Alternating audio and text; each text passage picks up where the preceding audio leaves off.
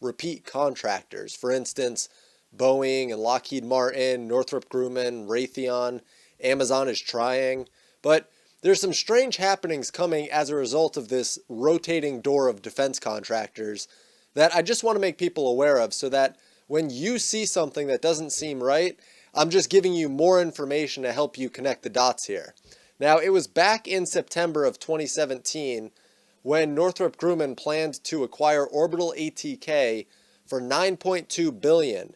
And it was just this past June that the acquisition was approved, renaming Orbital ATK to Northrop Grumman Innovation Systems, making this the fourth business sector for Northrop Grumman.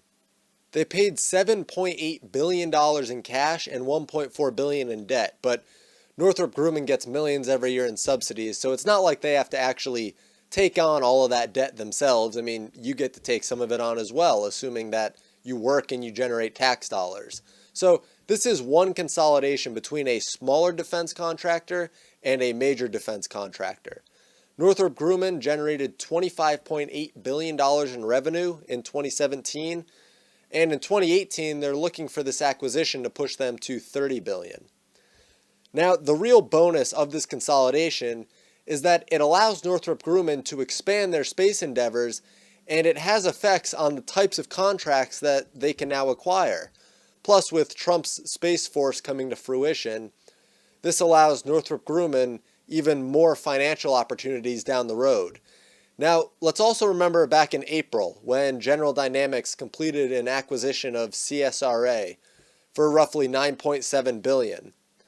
CSRA was an IT services giant, and they were the 39th largest defense contractor. General Dynamics was the 6th largest, but now that General Dynamics has acquired CSRA, this offers General Dynamics the opportunity to be more competitive in the government IT services area. And as a result, General Dynamics has moved up to 5th place this year, and they're now a legitimate competitor to Leidos, another government contractor in the IT services area. And we've also had Science Applications International Corp acquire Engility for $1.5 billion. This is certainly a smaller deal, but it'll turn SAIC into the second largest independent U.S. government services contractor. Engility provides personnel to the Department of Defense, the Department of Homeland Security, and the Department of Justice, just to name a few.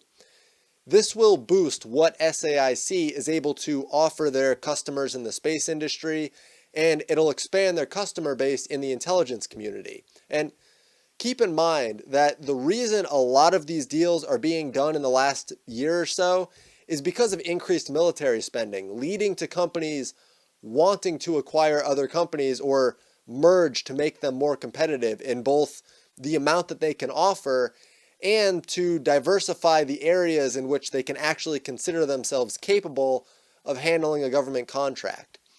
Now, another recent acquisition is TransDigm acquiring Esterline Technologies for $4 billion, including the assumption of debt.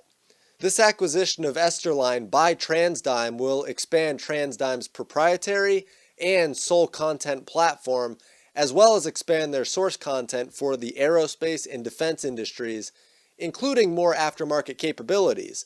Not to mention that TransDigm acquired Kirkhill from Esterline back in March, only 7 months before they completed the sale of Esterline to TransDigm. Now, Kirkhill was the leading supplier of highly engineered aerospace elastomers, and although they only did about $90 million in revenue the year before they were acquired by TransDigm, they offered TransDigm a lot of the aftermarket capabilities, and the vast majority of their revenue is derived from commercial transport airframes, which accounts for roughly 50% of their revenue, and aerospace defense. And we also can't forget about the $23 billion acquisition between United Tech and Rockwell Collins. This was announced in September of last year, the same month that Northrop Grumman announced plans to actually acquire Orbital ATK. And this acquisition would create a new player in the supply battle for Boeing, Airbus, Bombardier, and other airline manufacturers. But now, the big news, just 2 days ago it was announced that Harris Corp and L3 Technologies are looking to merge. This will spawn the company L3Harris Technologies, and it'll make them a global defense technology leader.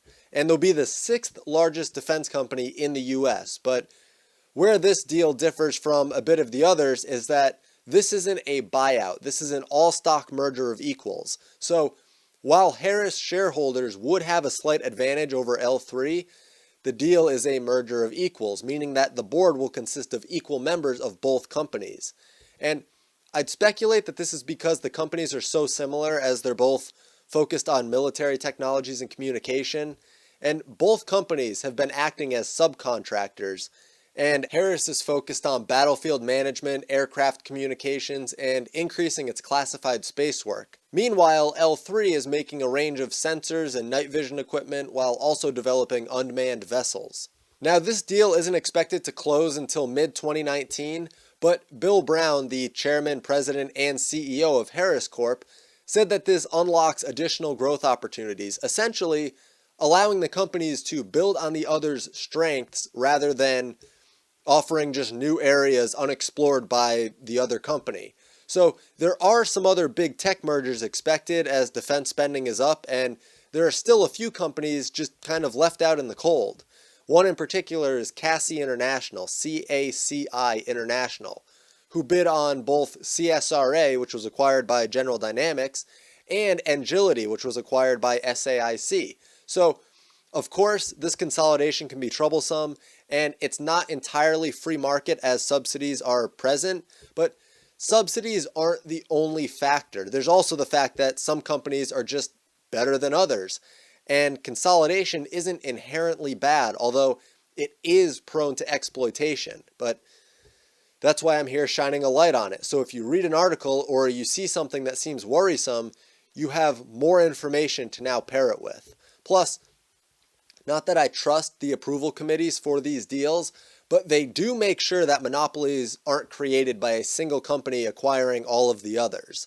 I mean, at this point, it seems like there is some accountability, but it's also up to reporters and journalists to keep those committees in check and make sure that they're not turning a blind eye on a monopoly or something. I mean, an obvious weak point in all of this too is that they can't really prevent tailored contracts like the JEDI contract with Amazon and the Department of Defense that I just discussed a few days ago. That's a legal issue dealing with federal procurement laws.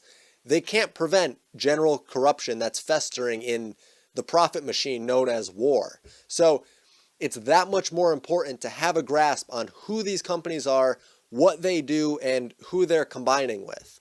I've linked all of my sources below, as I always do, so if you want more information on a specific merger, acquisition, or a company, there's a jumping off point. So that's all for today.